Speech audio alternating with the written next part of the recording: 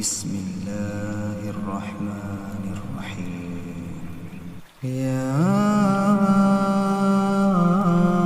أيها المزمل قم الليل إلا قليلا نصفه أو انقص منه قليلا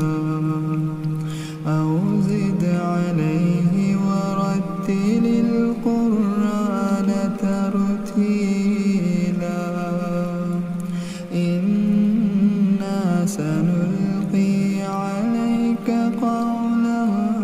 ثقيلا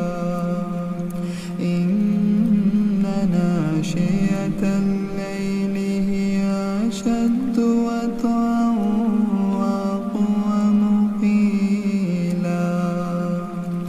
إن لك في النهار سبحا طويلا واذكر اسم ربك وتبتل إليه تبتيلا رب المشرق والمغرب لا إله إلا هو